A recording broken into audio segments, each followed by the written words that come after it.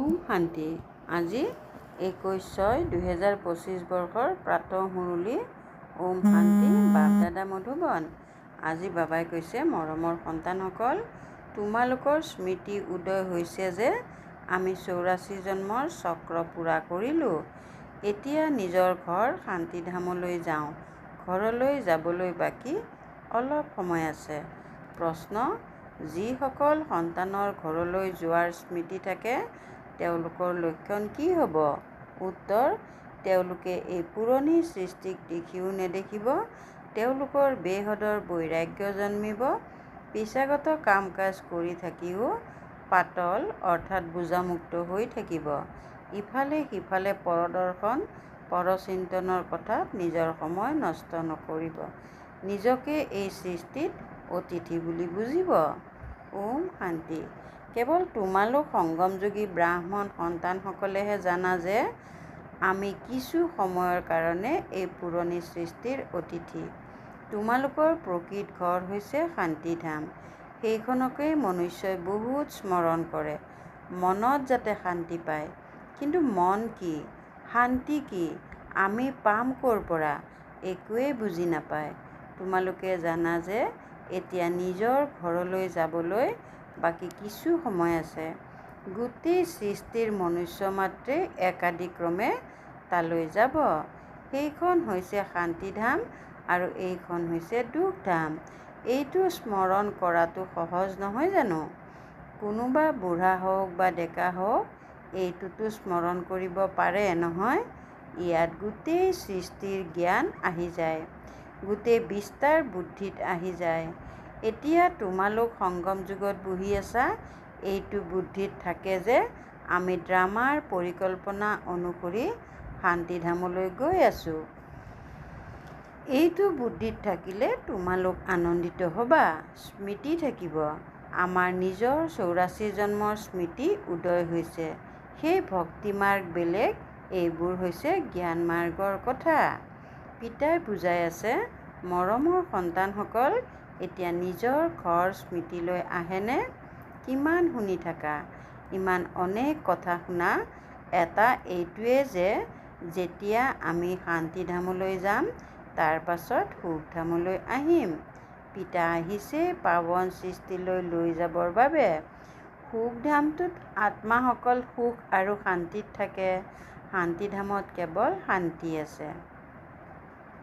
ইয়াততো বহুত হুলস্থুল হয় নহয়? ইয়াৰ মধুবনৰ পৰা তোমালোক যেতিয়া নিজৰ ঘৰলৈ যাবা তেতিয়া বুদ্ধি, পৰদৰ্শন, পৰচিন্তন নিজৰ পেচাগত কাম-কাজ আদিৰ ফালে গুচি যাব। ইয়াততো সেইবোৰ জঞ্জাল নাথাকে। তোমালোকে জানা আমি আত্মাসকল হওঁৱেই শান্তিধামৰ নিবাসী। ইয়াত আমি ভূমিকা পালন কৰোঁতা হৈছোঁ।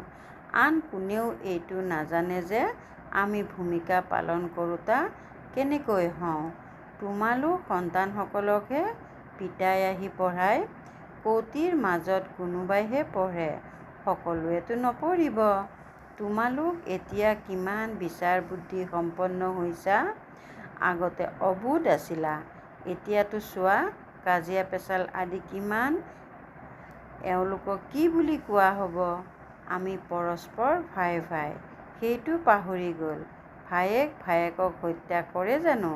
হয়, হত্যা কৰেও কেৱল সম্পত্তিৰ কাৰণে। এতিয়া তোমালোকে জানা আমি সকলো এজন পিতাৰ সন্তান, ভাই ভাই হওঁ। তোমালোকে বাস্তৱত বুজি পোৱা, আমাক অৰ্থাৎ আত্মাসকলক বাবাই আহি পঢ়ায়। 5000 বছৰ পূৰ্বৰ দৰে আমাক পঢ়ায়, কিয়নো তেওঁ জ্ঞানৰ সাগৰ হয়। এই পঢ়াক অন্য কোনেও নাজানে, এয়াও তোমালোক সন্তানসকলে জানা। পিতাহে স্বৰ্গৰ ৰচয়িতা হয়, সৃষ্টিৰ ৰচয়িতা বুলি কোৱা নহ'ব। সৃষ্টিটো অনাদি আছেই। স্বৰ্গ ৰচনা কৰোঁতা বুলি কোৱা হ'ব, তাত অন্য কোনো খণ্ড নাছিল। ইয়াততো বহুত খণ্ড আছে। কোনোবা এটা সময় আছিল যেতিয়া এটাই ধৰ্ম আছিল, এটাই খণ্ড আছিল। পাছলৈ আকৌ বিভিন্ন ধৰ্ম আহিছে। এতিয়া বুদ্ধিত ধাৰণ হয় যে বিভিন্ন ধৰ্ম কেনেকৈ আহে। পোনপ্ৰথমতে হৈছে আদি সনাতন দেৱী দেৱতা ধৰ্ম। ইয়াত সনাতন ধৰ্ম বুলিও কোৱা হয়, কিন্তু অৰ্থটো একো বুজি নাপায়। তোমালোক সকলো আদি সনাতন দেৱী দেৱতা ধৰ্মৰ হোৱা কেৱল পতীত হৈ গৈছা।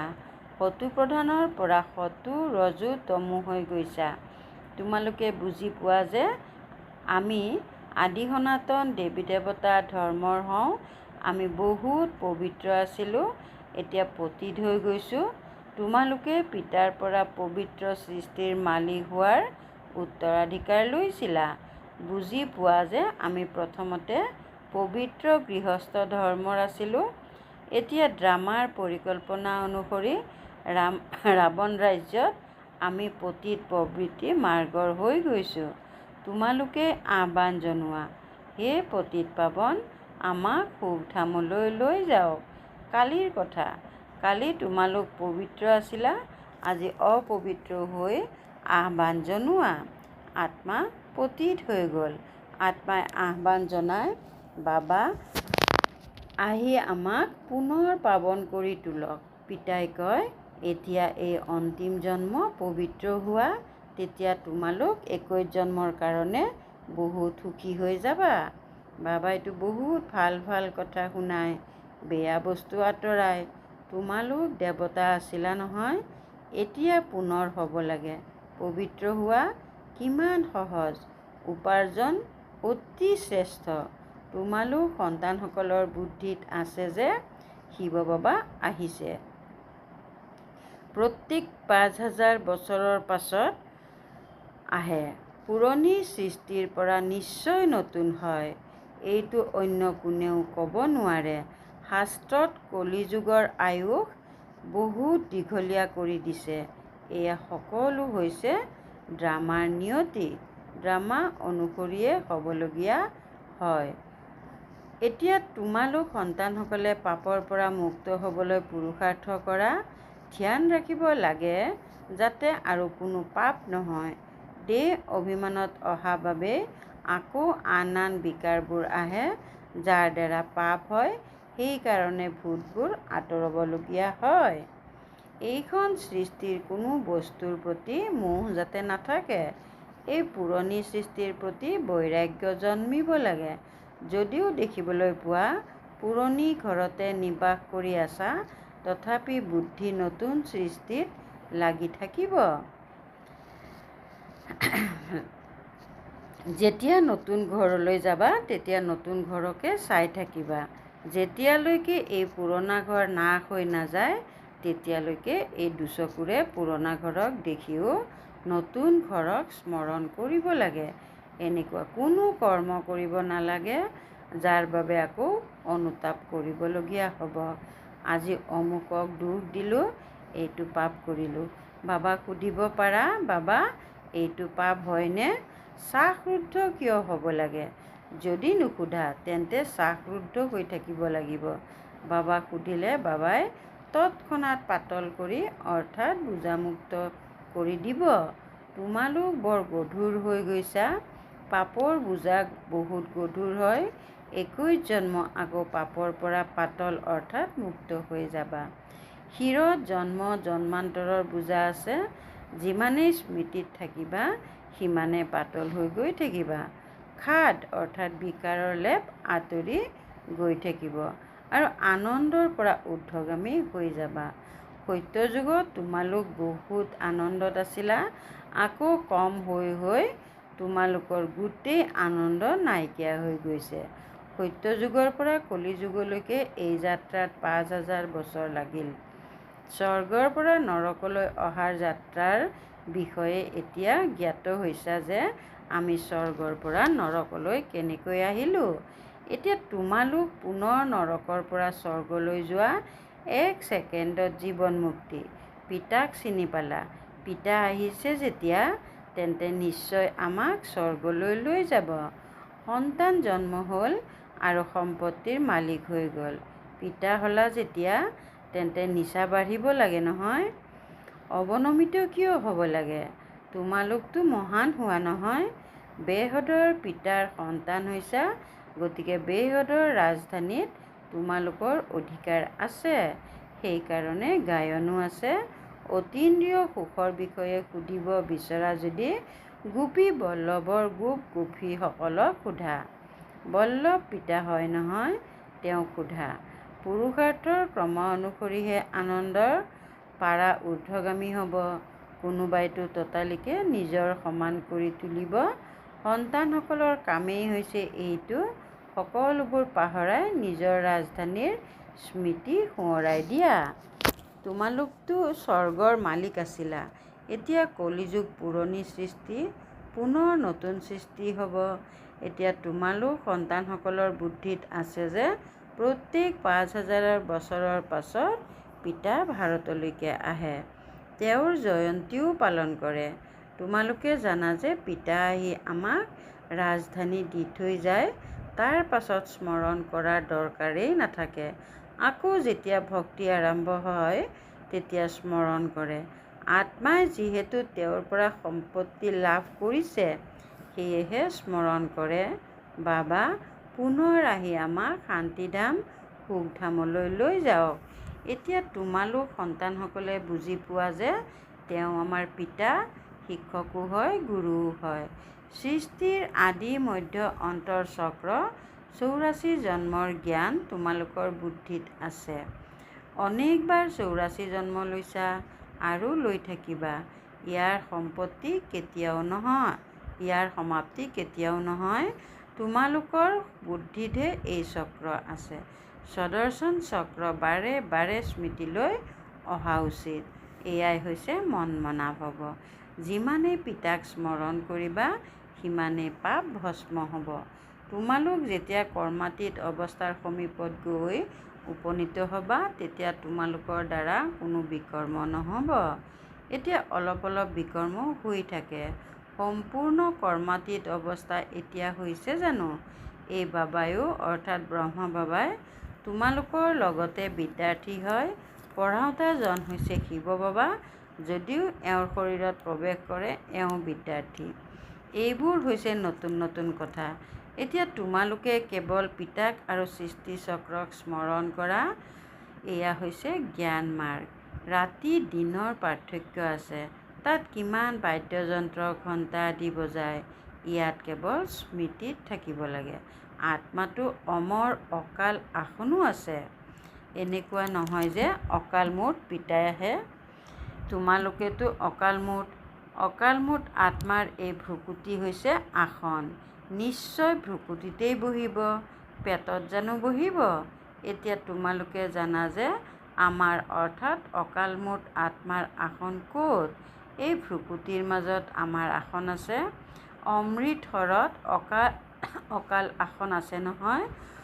অৰ্থ একোৱেই নুবুজে, মহিমাও কৰে যে অকালমুঠ। তেওঁৰ অকাল আসনৰ বিষয়ে কোনেও নাজানে। এতিয়া তোমালোকে জানা। আসনটো এখনেই, য'ত বহি শুনায়। গতিকে আত্মা অবিনাশী, শৰীৰ বিনাশী। আত্মাৰ এয়া হৈছে অকাল আসন, সদায় এই অকাল আসন থাকে। এয়া তোমালোকে বুজি পোৱা। তেওঁলোকে আকৌ সেই আসন সাজি নাম ৰাখি দিছে। বাস্তৱত অকাল আত্মাটো ইয়াত বহি আছে। তোমালোক সন্তানসকলৰ বুদ্ধিত অৰ্থসহিত আছে এক ওংকাৰ। ইয়াৰ অৰ্থ তোমালোকে বুজি পোৱা।